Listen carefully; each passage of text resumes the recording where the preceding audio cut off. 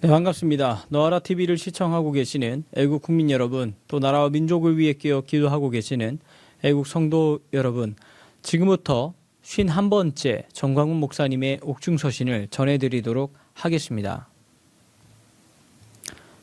사랑하는 1200만 성도 여러분, 30만 목회자, 25만 장로님 여러분, 우리 한국 교회는 오늘날 중요한 기로에 서 있습니다. 이제 우리는 선택을 강요받고 있습니다.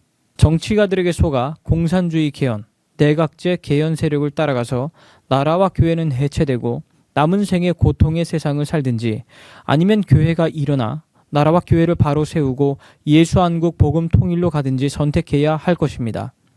정치가들은 선거 때가 되면 좌파도 우파도 교회에 와서 표를 달라고 집사로, 장로로 등록하고 야단을 칩니다. 우리 한국 교회는 그동안 많이 속아왔습니다.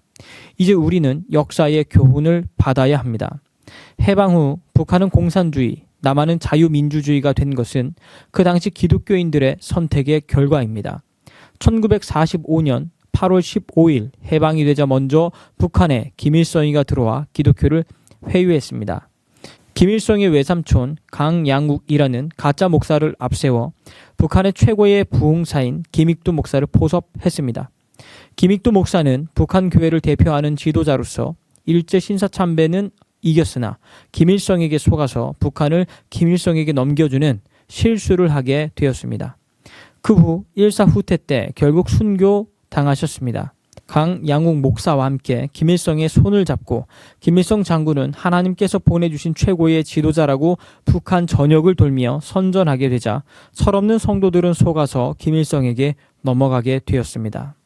이 현상을 본 젊은 한경직 목사는 신사참배는 실패했지만 두 번 다시 공산주의에게 속지 않기 위해 해방 후 처음으로 기독민주당을 만들어 김일성과 싸우려 했으나 이미 김익두 목사가 김일성 편에 서므로 대세를 이기지 못하여 남한으로 피난 와서 피난민과 함께 영락교회를 개척했습니다.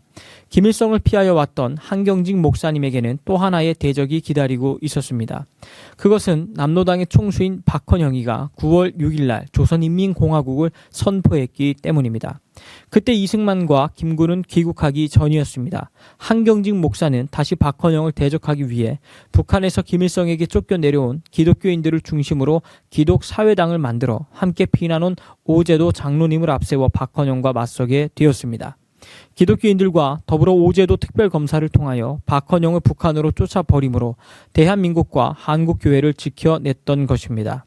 그 후 이승만이 들어오자 힘을 합쳐 기독사회당을 만들어 대한민국을 세우게 되었고, 오늘날 한반도에서 북이 공산주의가 된 것도 김익도를 따르는 기독교인들의 잘못된 판단 때문이었습니다.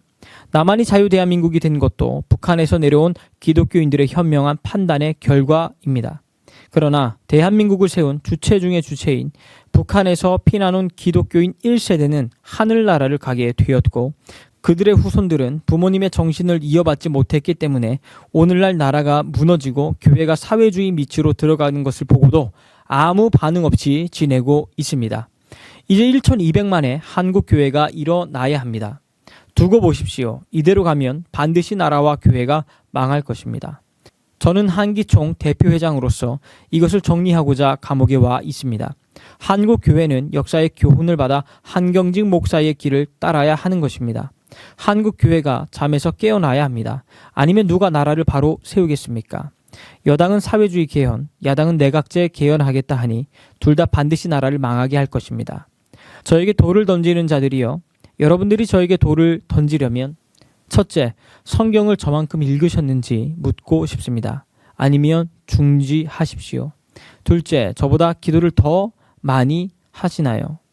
셋째, 저보다 사역을 더 크게 하시나요? 목회와 부흥의 말입니다. 넷째, 저보다 신학을 더 많이 아시나요? 다섯째, 저보다 주님을 위해 더 많이 희생했나요? 여섯째, 저보다 목회자들을 더 많이 가르친 경험이 있나요? 일곱째, 저보다 더 주님을 사랑했나요? 여덟째, 저보다 동료들에게 더 많이 베풀었나요? 아홉째, 복음과 나라를 위해 감옥에 와 본 적이 있나요? 10번째, 저보다 더 한국교회를 대표하는 조윤기 목사님을 비롯한 소천하신 김준곤, 신영균, 김충기 목사님들과 지금도 저를 지원하시는 최고의 신학자들과 한기총 증경 대표 회장님들에게 인정받은 적 있나요? 11번째, 저만큼 한국교회 동역자 목사님들의 지지를 받은 적 있나요? 12번째, 광화문의 애국 성도들에게 지지를 받은 적 있나요? 감옥에 있는 저에게 하루에 수백 통의 위로 격려 편지를 보내주신 여러분들에게 진심으로 감사드립니다. 일일이 답장을 못해도 제가 나가면 인사드리겠습니다. 그 편지 중에는 정말 저의 가슴을 아프게 하는 내용들이 있습니다. 왜 정치하다가 감옥에 갔느냐고 회개하라고 야단을 칩니다. 또 어떤 한 분은 제게 하나님 까불면 죽어 한 것에 대해 회개하고 사과하라고 합니다. 저는 지금 감옥에서 영이 더 깊어졌습니다. 제가 그렇게 설명을 했는데도 이해를 못하고 신성모독이니 교만하다니 하는 말을 들으면 참으로 슬픈 일입니다.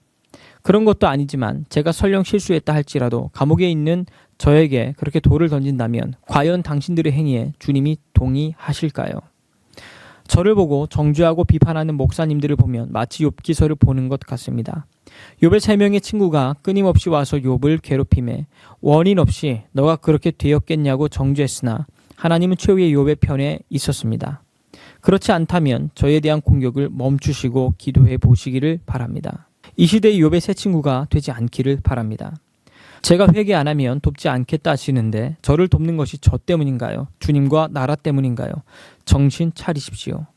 저를 위해 돕는다면 그만두십시오. 교회와 나라와 우리 주님을 위해서라면 함께해 주십시오. 이제 저는 이런 말에 답하기가 너무 힘이 듭니다. 우리는 지금 이런 논쟁을 할 시간이 없습니다. 저는 감옥에서 이대로 죽어도 후회가 없습니다. 그러나 대한민국과 한국교회가 걱정이 될 뿐입니다. 특히 지역주의에 사로잡혀 있는 그리스도인들이요. 당신들 속에 진정한 성령이 계시는지요? 하나님의 사람들은 지역주의에서 벗어나서 복음 위에 서야 합니다. 우리 모두 주님의 인도를 받읍시다. 한기총 대표 회장 전광훈 목사 드림. 이로써 51번째 전광훈 목사님의 옥중서신을 마치도록 하겠습니다. 시청해 주셔서 대단히 감사합니다.